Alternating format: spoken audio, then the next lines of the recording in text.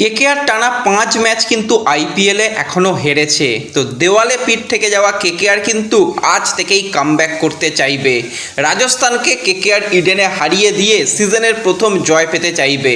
তো পাথিরানা তো এসে গেছে, বেশ কিছু বিগেস্ট চেঞ্জ হতে চলেছে আজকে কেকেআর দলে।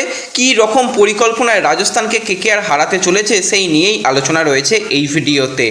তাই ভিডিও শুরু করার আগে একটাই রিকোয়েস্ট, চ্যানেলে যারা প্রথমবারের জন্য এসেছো মনে করে চ্যানেলটাকে সাবস্ক্রাইব করে নিও, তাহলে প্রিয় দলের খেলার সমস্ত আপডেট তোমরা এখানে পেয়ে যাবে।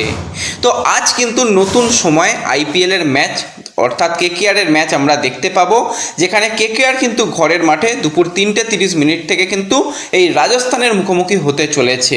যেই রাজস্থান 5 ম্যাচের মধ্যে 4টে ম্যাচ জিতেছে, লাস্ট ম্যাচ কিন্তু তারা হায়দ্রাবাদের বিরুদ্ধে হেরে আসছে। অপরদিকে কেকেআরের যদি আমরা কথা বলি, এখনও পর্যন্ত 6টা ম্যাচে 5টা জয়হীন এবং একটা বৃষ্টির জন্য ম্যাচ ভেস্তে গিয়েছে। তো অতীব খারাপ ফর্মে কিন্তু কেকেআর রয়েছে, কিন্তু এই জায়গা থেকে কেকেআর ফিরে আসতে চাইবে। 2009 সালের দিকে তাকালে কেকেআর কিন্তু টানা 9 ম্যাচ হেরেছিল। তো 2025 এবং 2026 মিলিয়ে দেখতে গেলে কেকেআর কিন্তু এখনও পর্যন্ত টানা 8 ম্যাচ হেরেছে। তো কেকেআর কিন্তু চাইবে যে আর কিছু নয়, এবার কিন্তু নিজেদের ঘুরে দাঁড়াতে হবে, কারণ দুর্দান্ত ছন্দে রয়েছে কিন্তু রাজস্থানের প্লেয়াররা। সেখানে তাদের ওপেনার জুটি যেরকম একটা ব্রিলিয়ান্ট স্টার্ট দিচ্ছে, সবথেকে তাদের সেরা জায়গা হচ্ছে এই বছরে তাদের বোলিং। এবছরে কিন্তু সবথেকে সেরা তারা ইকোনমিক্যাল বোলিং করছে, যেটা টুর্নামেন্টের সেরা বোলিং বলতে হয়। তো সেই জায়গাতে কিন্তু অবশ্যই আজকে লড়াই হবে দেখার মতন, এবং দুটো দলের কাছেই কিন্তু বেশ কিছু কোয়ালিটি প্লেয়ার রয়েছে। অবশ্যই কেকেআরের কাছে যেরকম দুর্দান্ত স্পিনার রয়েছে, সেরকম রবি বিষ্ণুই কিন্তু 5টা ইনিংসে 9টা উইকেট নিয়েছে, এবং স্পিন যেরকম কেকেআরের কাছে ভালো রয়েছে, সেরকম স্পিন হিটার কিন্তু রাজস্থানের কাছেও ভালো রয়েছে। এবং রাজস্থানের কাছে যেরকম ভালো পেস বোলাররা রয়েছে, সেরকম পেস হিটারও কিন্তু কেকেআরের কাছে রয়েছে। তো ওভারঅল কিন্তু দেখতে গেলে ম্যাচটা জমে যাবে। তো প্রথমেই যদি আমরা কথা বলি রাজস্থানের কথা, তো রাজস্থান কিন্তু তাদের একটা ছন্দ ফিরে পেয়েছে, এবং আজকে বিশেষত সবার নজর যার প্লেয়ারের দিকে থাকবে সেটা হচ্ছে সূর্যবংশীর দিকে, যে বৈভব সূর্যবংশী আজকে কীরকম ব্যাটিং করে। কারণ প্রথমের দিকে যে কটা ম্যাচ রাজস্থান খেলেছে, প্রত্যেকটা ম্যাচে কিন্তু বৈভব সূর্যবংশী একটা ব্রিলিয়ান্ট স্টার্ট দিয়েছে। হ্যাঁ, খুব বড় বড় ইনিংস তার কাছ থেকে দেখা যায়নি যে হ্যাঁ 100 রান করেছে, কিন্তু অর্ধ 100 রান করেছে। 100 রান না পেলেও আজ কিন্তু ইডেনে বৈভবের বাবা মা উপস্থিত থাকার কথা রয়েছে। তো মা বাবার সামনে কিন্তু একটা বড় ইনিংস খেলতে চাইবে, এবং প্রত্যেকটা ফ্যান কিন্তু তাকিয়ে রয়েছে যে আজকে বৈভব সূর্যবংশী ইডেনের মতন একটা মাঠ যেখানে কুইক আউটফিট রয়েছে, তো সেখানে কীরকম পারফরমেন্স করে, তাকে দেখার জন্য কিন্তু প্রচুর পরিমাণে দর্শক মাঠে আসবে সেটুকু বলা যায়। এবং অনুমান করা হচ্ছে প্রায় 50,000 মতন সমর্থক কিন্তু আজকে মাঠে থাকবে। কেকেআরের কিন্তু খারাপ ফর্ম, তবুও কিন্তু অনেক সাপোর্টার কেকেআরকে সাপোর্ট করতে যাবে, এবং ঘরের মাঠে কেকেআর আবার ফিরছে। লাস্ট 2টো ম্যাচ অ্যাওয়ে ম্যাচ ছিল, তো সেখানে 2টো ম্যাচই হেরেছে, তার আগের ম্যাচগুলোও হেরেছে, ঘরের মাঠেও হেরেছে। কিন্তু এই ম্যাচটা আর হারার কিছু নেই, এখান থেকে কিন্তু কেকেআর ফিরে আসতে চাইবে। এবং এই যে রাজস্থানের বিরুদ্ধে ম্যাচ খেলতে নামার আগে সবথেকে বড় সুখবর এটাই যে কেকেআর দলে কিন্তু এই মুহূর্তে যোগদান করেছে মাথিসা পাথিরানা। তোমাদের যেরকমটা জানিয়েছিলাম সেইভাবেই কিন্তু গতকাল রাতে কিন্তু মাথিসা পাথিরানা কেকেআর ক্যাম্পে যোগদান করেছে। এবার সে এনওসি নিয়ে সম্পূর্ণ ফিট হয়েই তো এসেছে, তার না খেলার মতন তো কিছু নেই। এবার একটাও প্র্যাকটিস সেশন পেল না, তো সেক্ষেত্রে পাথিরানাকে কি আজকে দেখা যাবে? দেখো, চান্স কম রয়েছে যে পাথিরানাকে দেখার। তবুও যদি অভিষেক নায়ার মনে করে যে হ্যাঁ খেলিয়ে দেওয়া যেতে পারে, তো পাথিরানা খেলতে পারে। পাথিরানা এলে কিন্তু অবশ্যই কেকেআর আরও কিছুটা ব্যালেন্স ফিরে পাবে। কিন্তু পাথিরানাকে আনলে কোনো একজন বিদেশিকে তো বসতে হবে, তাহলে কোন 4 বিদেশি কেকেআরের জন্য খেলবে, সেটাও কিন্তু একটা কোশ্চেন তো থাকবেই। তো প্রথমে যদি আমরা রাজস্থানের আজকের ম্যাচের প্লেয়িং 11 নিয়ে কথা বলি, বা প্লেয়িং 12 যেটা বলে, তো সেক্ষেত্রে অবশ্যই রাজস্থান চাইবে ওপেনার জুটিতে একটা ভালো রান করতে।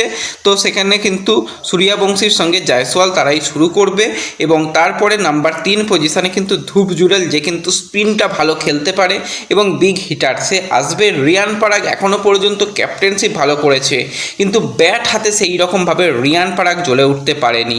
তো সেখানে রিয়ান পরাগও চাইবে আজকের ম্যাচে অন্তত একটা রান করতে, এবং কেকেআরের বিরুদ্ধে কিন্তু রিয়ান পরাগ রান করতে ভালোবাসে। তো লাস্ট যেটা হায়দ্রাবাদের বিরুদ্ধে কিন্তু আমরা দেখেছিলাম যে সেখানে কিন্তু সিমরন হেটমায়ারের পরিবর্তে অন্য এক বিদেশিকে খেলানো হয়েছিল। কিন্তু কেকেআরের যেখানে দুজন কোয়ালিটি স্পিনার রয়েছে, তো স্পিন হিটার হিসাবে কিন্তু সিমরন হেটমায়ারকে কিন্তু আজকে প্লেইং 11-এ দেখা যাবে। এছাড়া কিন্তু ডোনোভান ফেরেরা যেও কিন্তু স্পিন ভালো খেলতে পারে এবং ম্যাচ ফিনিশ করার ক্ষমতা থাকে, তো সেই ডোনোভান ফেরেরাকে দেখা যাবে। রবীন্দ্র জাদেজা এখনও পর্যন্ত নিজের সেই সেরা খেলাটা দেখাতে পারেনি, ব্যাট হাতে রান পাচ্ছে না জাদেজা, তো জাদেজাও কিন্তু চাইবে রানের মধ্যে ফিরতে। এবং বোলিং ইউনিট নিয়ে কথা বললে সবথেকে সেরা বোলিং ইকোনমি কিন্তু রয়েছে এই রাজস্থান দলের। তো সেক্ষেত্রে কিন্তু বোলার হিসাবে জোফরা আর্চার ফাস্ট বোলার শুরু করবে, তার সাথে নান্দে বার্গার, এই দুজন কিন্তু ফাস্ট বোলার কেকেআরের বিরুদ্ধে তারা স্টার্ট করতে চলেছে। এবং সেখানে সন্দীপ শর্মা তার স্লোয়ার, তার কিন্তু নানান রকম ভেরিয়েশান বলগুলোও কিন্তু গুরুত্বপূর্ণ হবে। এছাড়া তুষার দেশপান্ডে, সেও কিন্তু আননোন সিলেবাস, সেও এসে উইকেট নিয়ে কিন্তু ম্যাচ জিতিয়ে দেওয়ার ক্ষমতা রাখে। তো তুষার দেশপান্ডে এবং রবি বিষ্ণুই কিন্তু এখনও পর্যন্ত 9টা উইকেট নিয়েছে, তো রবি বিষ্ণুইও কিন্তু আজকে প্লেইং 11-এ থাকবে। অপরদিকে যদি আমরা কলকাতা নাইট রাইডার ঘরের দলের কথা বলি, তো ঘরের দল কোন 4 বিদেশিকে নিয়ে খেলবে সেটাই হচ্ছে সবথেকে দেখার আজকে বিষয় হবে। তো যদি সুনীল নারিনকে প্রথমে ব্যবহার করতে চায়, তো সুনীল নারিনকে সেক্ষেত্রে কিন্তু ওপেনার হিসাবে ব্যবহার করলে খারাপ হবে না। এবার যদি মনে করে যে না, সুনীল নারিনকে ট্রাস্ট করা হবে না, কারণ সেখানে অবশ্যই যেরকম প্লেয়ার রয়েছে তাদের বিরুদ্ধে সুনীল নারিন স্ট্রাগল করতে পারে, তো নারিনকে কিন্তু সেক্ষেত্রে ইম্প্যাক্ট প্লেয়ার হিসাবেও ব্যবহার করা যেতে পারে। এবার কোন 4 বিদেশিকে খেলাবে সেটাই মেন ব্যাপার, কারণ টিম সাইফার্টের সঙ্গে আজিঙ্কা রাহানেই হয়তো আবারও আজকের ম্যাচে ওপেন করবে। এবার যদি টিম সাইফার্টকে আজকে না খেলিয়ে যদি পাথিরানাকে নিয়ে আসতে চায় সেটাও খারাপ হবে না। তো সেক্ষেত্রে কিন্তু অবশ্যই ওপেনার হিসাবে সুনীল নারিন এবং তার সাথে রাহানেকে দিয়ে ওপেন করিয়ে দেওয়া যেতে পারে যদি পাথিরানা খেলে।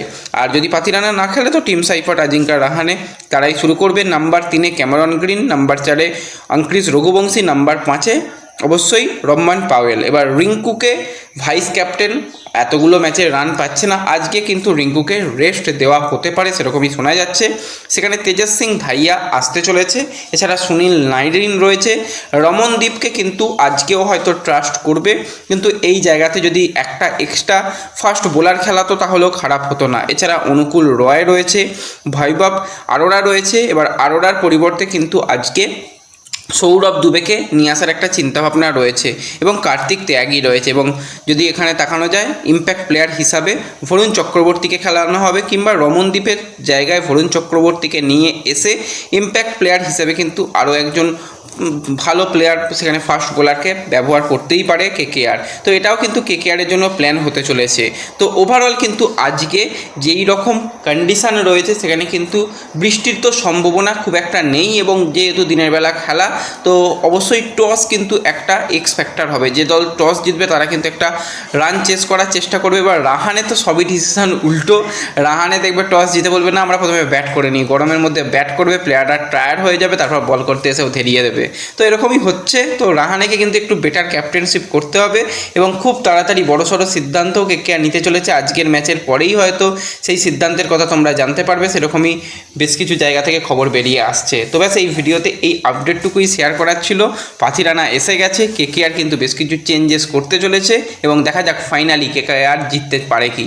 তো দেখা হবে পরবর্তী ভিডিওতে। ধন্যবাদ।